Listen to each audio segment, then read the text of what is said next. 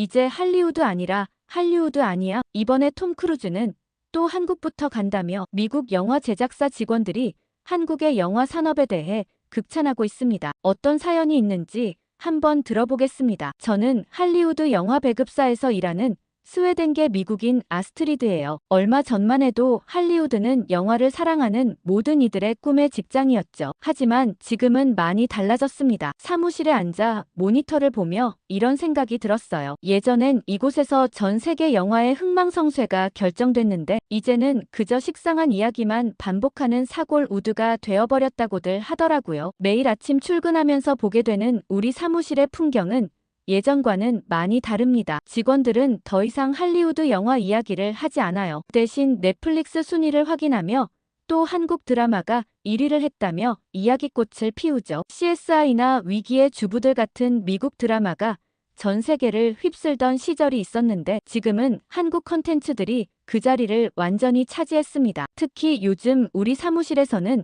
한국 시장이 화두입니다. 곧 개봉할 블록버스터의 손익분기점이 5억 달러라 다들 긴장하고 있어요. 회의실에서는 연일 한국 시장을 어떻게 공략할지 고민하는 목소리가 들립니다. 심지어 한국에서 먼저 개봉하자는 의견도 나왔죠. 예전 같았으면 상상도 못할 일이에요. 제가 처음 이 회사에 인턴으로 들어왔을 때만 해도 한국 컨텐츠는 그저 아시아의 작은 시장 중 하나였습니다. 그때 당시 아시아라고 하면 그나마 일본 감독들의 영화를 쳐주는 편이었죠. 하지만 지금은 완전히 달라졌어요. 월요일 아침이면 직원들은 주말 동안 본 한국 드라마를 이야기하느라 바쁩니다. 특히 요즘은 오징어 게임2나 조명가게 이야기들로 화제가 되고 있어요. 회의실에서도 더 이상 마블 영화나 DC 영화 이야기는 나오지 않죠. 대신 한국의 새로운 드라마나 영화가 화제의 중심이 되었습니다. 게다가 요즘 시사회에서는 무척 특이한 광경을 볼 수 있는데요. 특히 배우들을 중심으로 문화가 완전 달라졌어요. 예전에는 할리우드 배우들이 시사회나 홍보 행사 때 당당하게 늦게 나타났는데 요즘은 조금 달라졌어요. 한국 관객들을 만난다고 하면 제일 먼저 와서 끝까지 팬들과 소통하는 모습을 보이죠. 톰 크루즈가 대표적인 예시입니다. 톰 크루즈는 한국에서 영화 홍보를 할 때면 누구보다 성실하게 임한다고 업계에서 유명한 편이에요. 게다가 한국 관객을 대할 때와 다른 관객을 대할 때 차이가 있다며 중국에서 유명 유튜버가 비판한 적도 있었죠. 왜 한국만 차별 대우하냐고 저격 영상을 올린 적도 있어요. 하지만 영화 업계를 이해하는 사람들이라면 그럴 수밖에 없습니다. 중국에선 불법 다운로드로 영화를 많이 보기 때문에 중국 인구가 아무리 많더라도 개봉해봤자 손해를 안 보면 다행인 정도거든요. 반면 한국 사람들은 관객 수준이 매우 높아 좋은 영화는 2번, 3번이고 영화관에서 보기 때문에 당연히 한국 관객에게 공을 들릴 수밖에 없죠. 이런 변화를 보며 얼마 전 이사님께서도 이렇게 말씀하셨어요. 한국 관객들은 까다로운 편이라 한국이 좋다고 하면 이제 세계적인 거라고 하셨죠. 일단 한국인들이 재밌다고 하면 믿고 본다고 했습니다. 할리우드 옛말이라는 건 이제는 농담이 아닌 현실이 되어버렸죠. 할리우드가 아닌 할리우드라는 말도 더 이상 과장된 표현이 아니거든요. 그런 변화 덕분인지 요즘 우리 사무실에서는 한국어를 배우는 직원들도 늘어났어요. 미팅 때 한국말로 인사하는 것이 자연스러워졌고 가끔은 회식으로 한식당을 가기도 해요. 특히 젊은 직원들이 인기 있는 한식당을 검색해 오거든요. 옛날 한국 콘텐츠가 무시당하던 시절부터 한국 문화를 사랑했던 제게 이런 변화의 바람은 너무 즐거워요. 제가 어린 나이에도 불구하고 과장으로 초고속 승진했던 이유는 전부 송혜교라는 배우 덕분이었습니다. 어느 날 우연히 본 그녀의 드라마가 제 인생을 바꿔놓았어요. 그때 아시아 문화에 관심이 있어서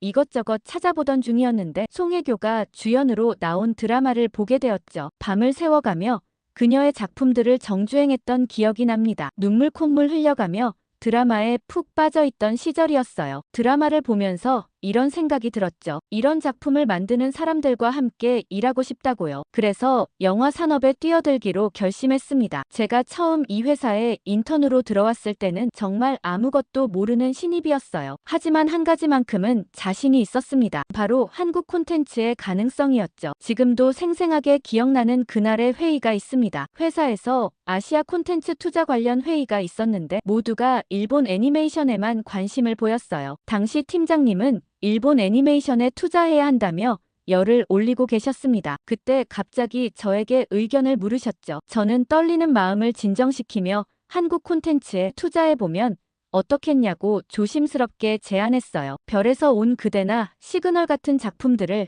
예로 들면서 로맨스부터 장르물까지 완성도가 높고 스토리가 탄탄하다고 설명했습니다. 하지만 회의실의 반응은 차가웠어요. 순간 공기가 얼어붙는 것 같았죠. 모두들 인턴이라 아직 보는 눈이 없다고 생각하는 게 눈에 보였습니다. 그런데 얼마 지나지 않아 상황이 바뀌었어요. 넷플릭스가 김은희 작가의 킹덤 시리즈에 투자해서 전 세계적으로 대성공을 거둔 겁니다. 그 일이 있고 나서 회사의 분위기가 달라졌어요. 팀장님은 그때 제 말을 듣고 한국 콘텐츠에 투자했더라면 우리가 넷플릭스보다 더 커졌을지도 모른다며 농담처럼 말씀하시곤 했죠. 그리고 제가 한국 콘텐츠의 흐름을 잘 읽는다며 인정해 주셨습니다. 그때부터 저는 회사에서 한국 콘텐츠 전문가로 인정받기 시작했어요. 더글로리가 나왔을 때도 제가 먼저 이 작품의 가치를 알아보고 투자를 제안했죠. 송혜교의 연기를 보면서 전율이 흘렀다고 말씀드렸더니 모두가 공감했습니다. 지금은 제가 회사의 라이징 스타가 되었어요. 한국 콘텐츠를 알아보는 눈이 있다고 인정받은 덕분이죠. 매주 열리는 투자 회의에서도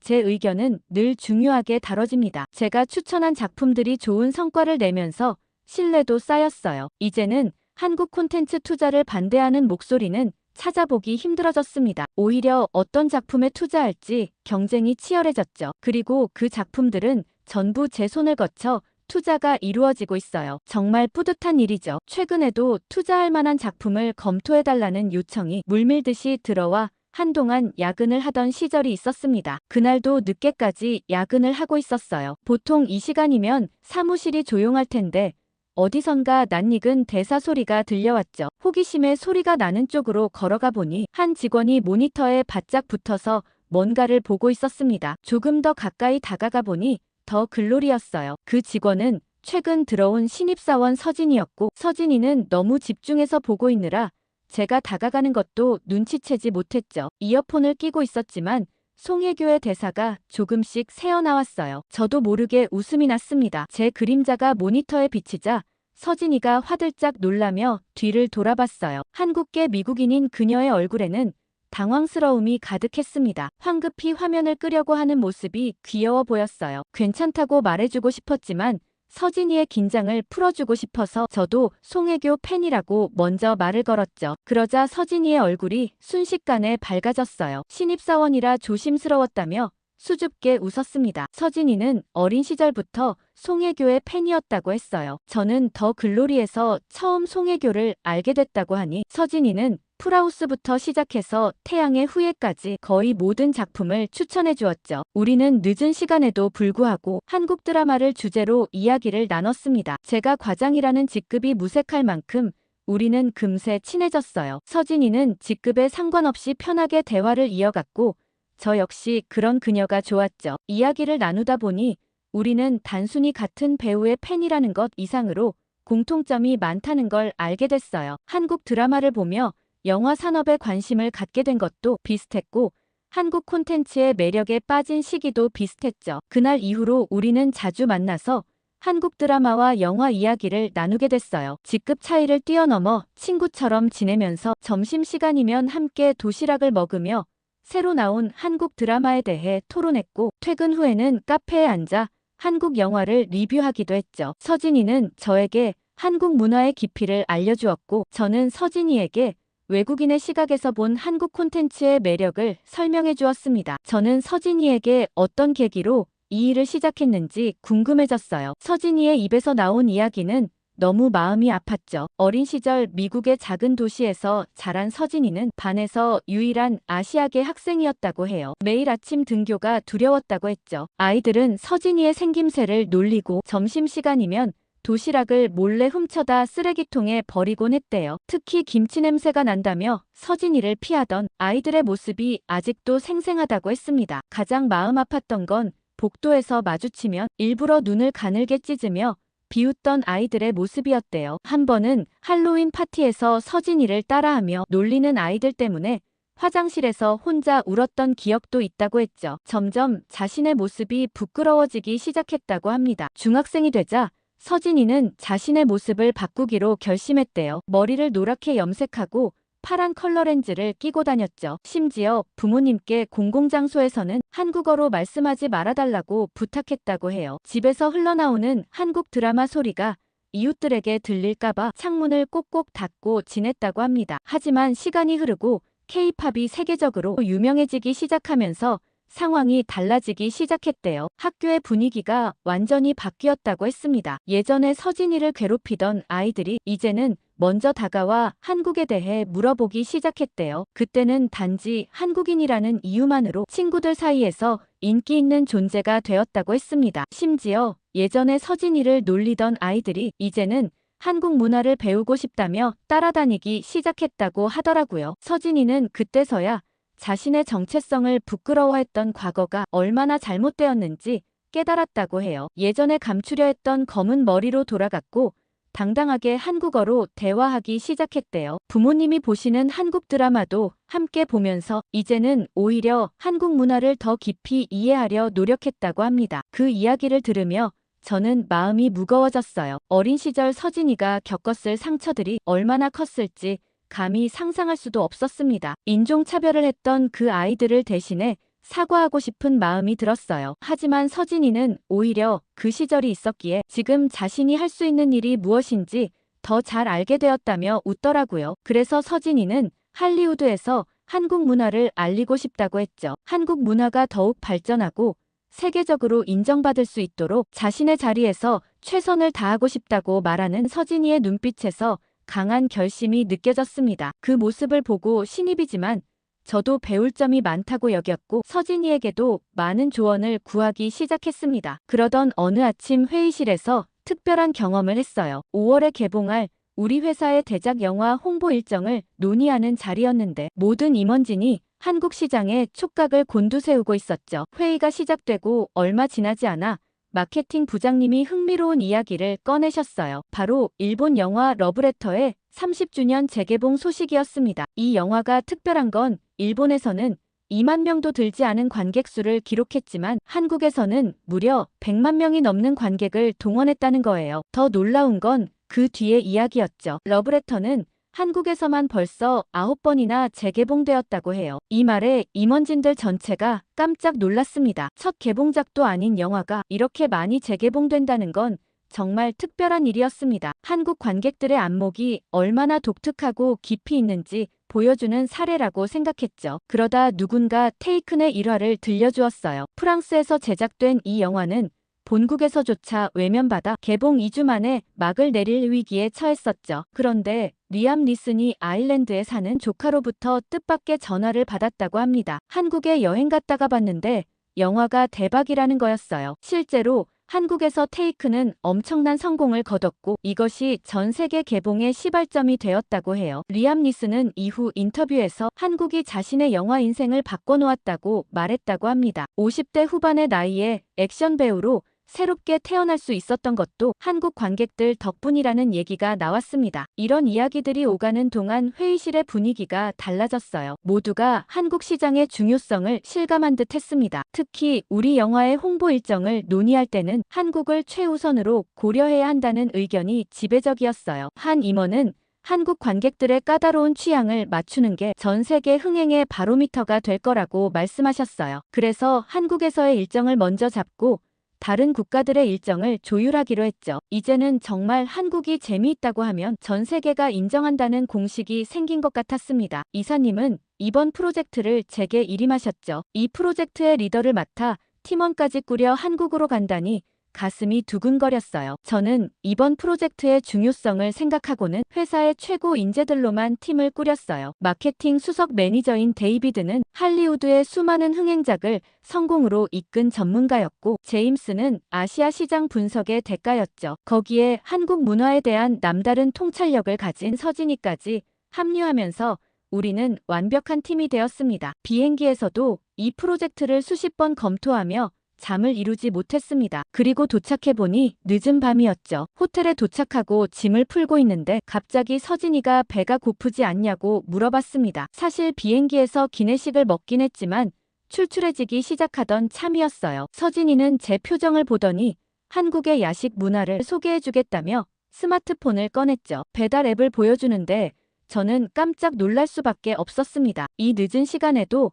수많은 식당이 영업을 하고 있었거든요. 서진이는 족발부터 시작해서 보쌈, 순대볶음까지 하나하나 설명해 주었어요. 특히 족발을 추천하면서 미국에서는 결코 맛볼 수 없는 특별한 요리라고 했죠. 콜라겐이 가득한 족발의 쫄깃한 식감과 새콤달콤한 무김치의 조화를 설명하는 서진이의 눈이 반짝였습니다. 서진이가 보여준 사진을 봤더니 드라마에서도 꽤 많이 봤던 음식이라 망설임 없이 주문을 시켜달라고 했어요. 사실 돼지의 발이라는 게 좀 거슬리긴 했지만 한국 드라마에서 워낙 맛있게 먹는 걸 많이 봤거든요. 그런데 정말 20분 정도 밖에 지나지 않았는데 족발 배달이 왔다는 알림이 왔어요. 서진이는 배달원이 오는 위치까지 실시간으로 확인할 수 있다며 앱을 보여줬죠. 미국에서는 상상도 못할 일이라며 제가 놀라워하자 서진이는 이게 한국의 평범한 일상이라고 말했습니다. 호텔로 돌아와 포장을 풀자 족발의 양에 또 한 번 놀랐어요. 서진이는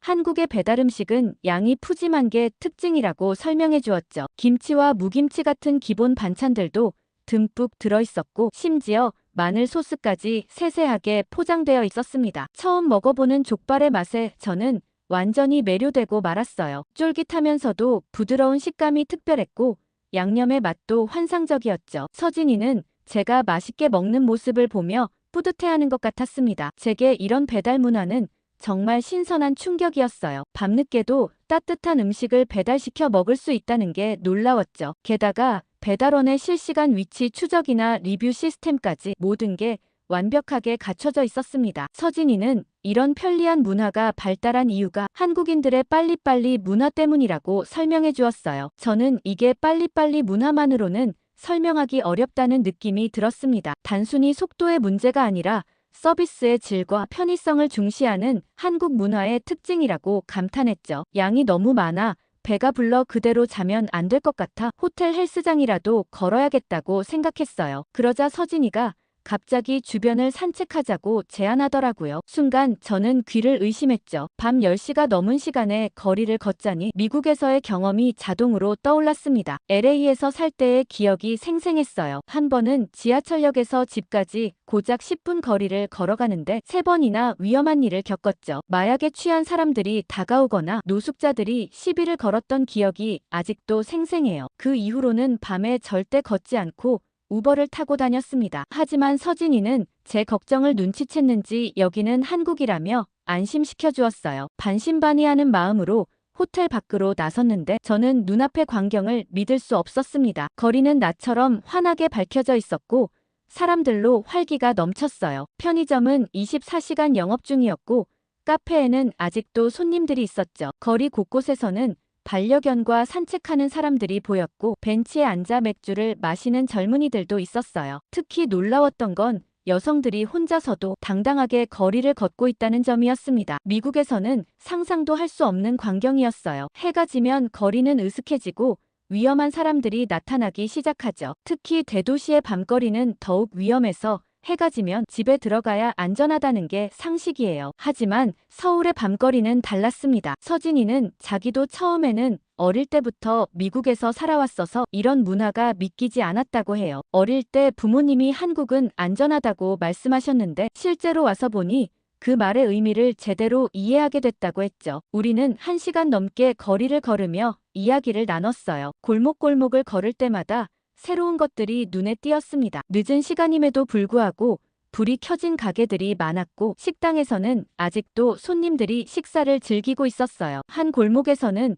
노래방에서 흘러나오는 노랫소리가 들렸고 그 앞을 지나는 사람들은 아무도 이상하게 생각하지 않았죠. 이런 안전한 밤거리가 어떻게 가능한 건지 서진이에게 물어봤어요. 서진이도 정확한 이유는 모르겠다면서 단순히 치안 문제를 넘어서는 문화적인 차이일 거라고 했습니다. 실제로 다른 나라들도 경찰력을 강화하고 CCTV를 설치하지만 한국처럼 안전한 밤문화를 만들지는 못한다고 하더라고요. 특히 인상 깊었던 건 편의점 앞에 설치된 테이블에서 수다를 떠는 여학생들이었어요. 미국이었다면 절대 상상할 수 없는 광경이었죠. 그들은 마치 카페에 앉아 있는 것처럼 편안하게 이야기를 나누고 있었습니다. 결국 우리는 호텔 근처를 한 바퀴 돌고 돌아왔는데 그동안 느낀 안전함과 편안함이 너무나 신선했습니다. 서진이는 이게 바로 한국의 매력 중 하나라며 자부심을 느끼는 것 같았어요. 이제 저는 한국이 단순히 문화 강국이 아닌 살기 좋은 나라라는 것도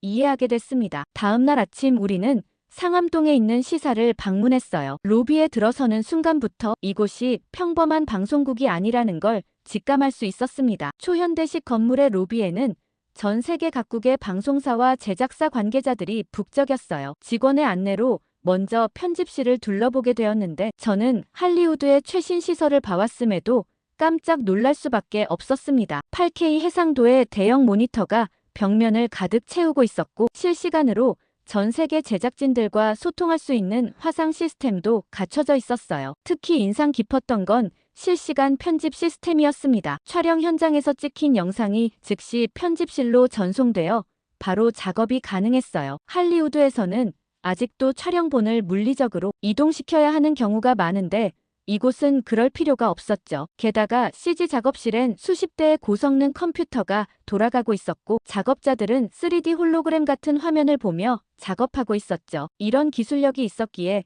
오징어 게임 같은 대작이 가능했을 것 같다는 생각이 들었어요. 특히 유리다리 게임 장면의 경우 실제 세트와 CG를 완벽하게 결합해 만들어냈다고 말로만 들었는데 과연 어마어마하더라고요. 넷플릭스에서 오징어 게임을 그렇게 좋아하는 이유도 적은 예산으로 어마어마한 가치를 창출했기 때문인데 아마 할리우드였다면 훨씬 더 많은 비용과 시간이 들었을 거라 이해가 갔습니다. 한국에선 효율성을 최고의 가치로 치는 것 같았어요. 이런 최첨단 시설들이 24시간 가동되고 있었죠. 직원의 말로는 전 세계 시차에 맞춰 작업이 이루어지다 보니 밤낮 없이 돌아간다고 합니다. 한 팀이 퇴근하면 다른 팀이 바로 이어받아 작업하는 시스템이 완벽하게 구축되어 있었죠. 그러니 한국 드라마와 영화의 제작 속도가 빠를 수밖에 없었던 거였습니다. 최첨단 시설과 효율적인 시스템이 있으니 가능한 일이었던 거죠. 게다가 모든 과정이 디지털화되어 있어서 수정과 보완이 실시간으로 이루어질 수 있었어요. 견학을 마치고 나오면서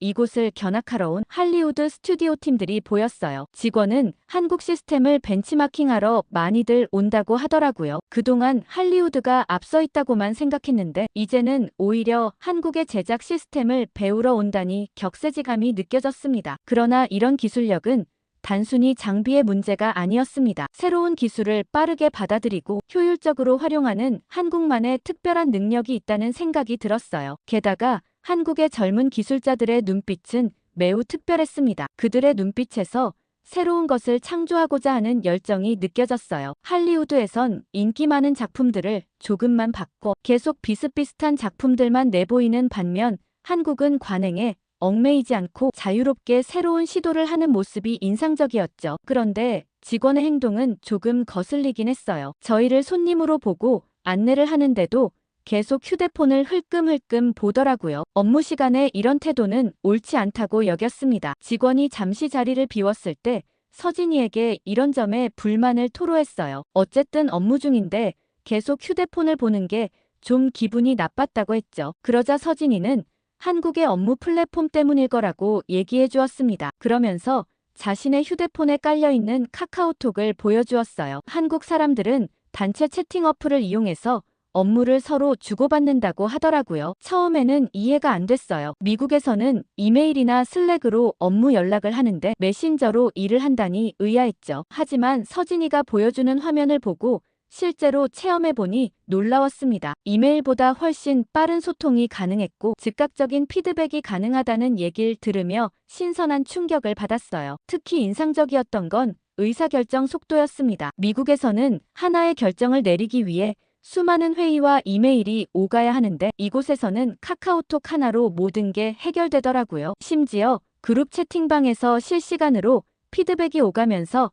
빠른 결정이 이뤄졌죠. 서진이는 이걸 빨리빨리 문화라고 설명해 주었어요. 저는 업무에 이런 걸 적용하면 오히려 부작용을 낳지 않는지 걱정됐습니다. 하지만 한국 사람들은 이런 문화에 완벽하게 적응하고 있기 때문에 괜찮다고 하더라고요. 오히려 이런 빠른 소통이 창의적인 아이디어를 더 잘 끌어낼지도 모른다는 생각도 들었습니다. 물론 단점도 있었죠. 퇴근 후에도 카톡이 울리는 경우가 있다고 해요. 하지만 최근에는 이런 문제를 개선하기 위해 퇴근 후 연락을 자제하는 문화가 자리 잡고 있다고 합니다. 빠른 업무 처리와 개인의 삶의 균형을 맞추려는 노력이 보였어요. 게다가 이런 한국 업무 스타일에 맞추기 위해 해외 파트너들도 달라지고 있더라고요. 다른 나라 사람들도 카카오톡을 깔고 한국식 업무 문화에 맞춰가고 있었습니다. 심지어 이모티콘으로 감정을 표현하는 것까지 자연스럽게 받아들이고 있었죠. 카카오톡을 경험해본 기업들은 자연스레 해당 메신저를 추천하며 사내 문화를 바꾸어 나가고 있는 기업까지 생겼습니다. 카카오톡에서 제공하는 다양한 기능들을 활용해 보면서 미국에서 사용하고 있는 어플들이 얼마나 불편한지 알게 된 거죠. 사실 한국 홈페이지인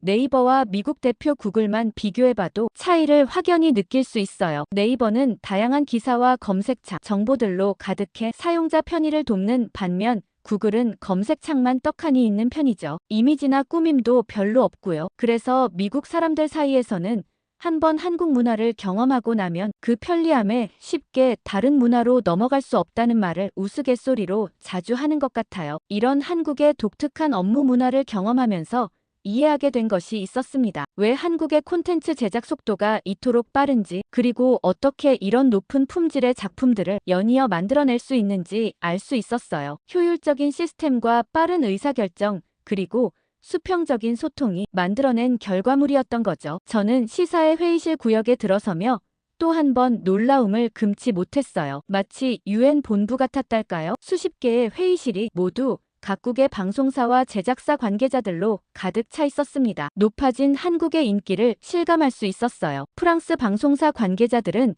한국 예능의 포맷 구매를 논의 중이었고, 영국의 제작사는 한국 드라마의 리메이크 판권을 협의하고 있었어요. 직원 말로는 회의실이 좁아 모두 수용할 수가 없어서 심지어 미팅 예약을 잡으려면 몇 달을 기다려야 한다고 하더라고요. 저는 시사를 방문한 다른 직원과 잠깐 이야기를 나눌 수 있었는데, 단연 화제는 넷플릭스 오징어 게임 더 챌린지였어요. 그들은 한국의 예비군 훈련 에피소드를 보고 깜짝 놀랐다며 이야기를 시작했습니다. 실제 한국 남성들이 총을 다루는 모습이 마치 프로슈터 같았다고 하더라고요. 그 직원은 실제 촬영 현장에 견학을 갈 기회가 있었는데 배우들보다 스태프들을 보고 더 놀랐다고 하더라고요. 배우들이야 연습을 해서 그렇겠거니 했는데 한국 스태프들까지 자연스럽게 총을 다루는 걸 보고 놀랐다고 했습니다. 알고 봤더니 한국 남자들은 군대에서 실제 사격 훈련을 받기 때문에 그 정도는 기본이라고 하더라고요. 옆에서 서진이가 배우들도 연습을 따로 한 게 아니라 군대를 다녀온 경험이 있기 때문에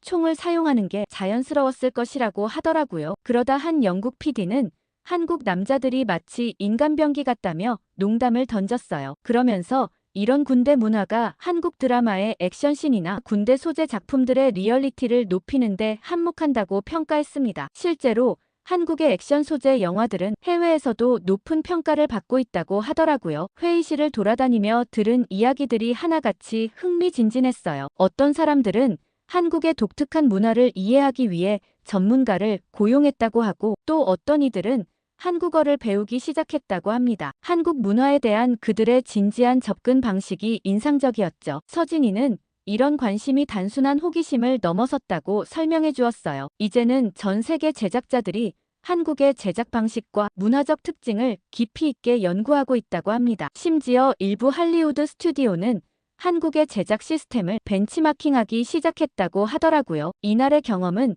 제게 특별한 깨달음을 주었어요. 한국의 콘텐츠가 세계적으로 성공할 수 있었던 건 단순히 재미있는 이야기를 만들어서가 아니었습니다. 그 속에 녹아있는 한국만의 독특한 문화와 시스템이 있었기에 가능했던 거예요. 그리고 이제 전 세계가 그 비결을 배우려 모여들고 있었죠. 회의실을 나오면서 서진이가 재미있는 말을 했어요. 예전에는 한국 사람들이 할리우드의 문을 두드리러 다녔는데 이제는 할리우드가 먼저 한국의 문을 두드린다고요. 그 말을 들으며 저는 생각했습니다. 이제 정말 세계 문화의 중심이 바뀌고 있구나 하고요. 긴 회의를 마치고 서진이와 저는 다시 한번 한국의 밤거리로 나왔어요. 이번에는 한강공원으로 향했는데 늦은 시간임에도 불구하고 산책을 즐기는 사람들이 많았습니다. 강변의 찬바람을 맞으며 우리는 앞으로의 꿈에 대해 이야기했어요. 서진이는 언젠가 한국의 이야기를 담은 할리우드 영화를 만들고 싶다고 했습니다. 그리고 그 영화를 한국 관객들이 먼저 알아봐 주길 바란다고 하더라고요. 그만큼 한국에 대한 애정이 컸어요. 밤이 깊어가는 줄도 모르고 이야기를 나누다 보니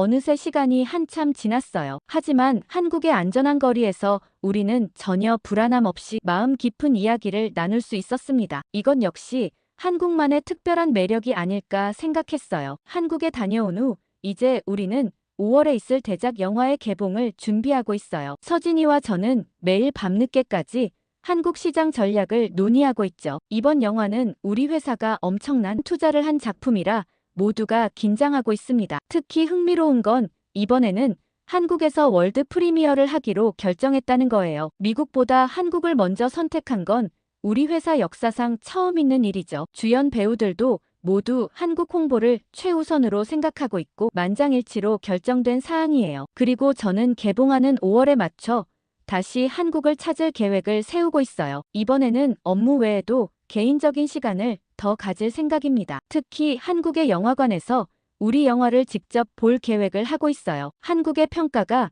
세계적인 흥행을 좌우한다는 걸 누구보다 잘 알고 있거든요. 까다롭지만 정직한 한국 관객들의 평가를 기다리는 제 마음이 설렙니다. 오늘 사연 어떻게 들으셨나요? 테이큰이나 러브레터가 한국 덕분에 살아났다는 게 신기하더라고요. 여러분은 어떤 영화가 기억에 남는지 댓글 많이 남겨주시고 구독과 좋아요 꾹 눌러주세요. 감동 필름이었습니다.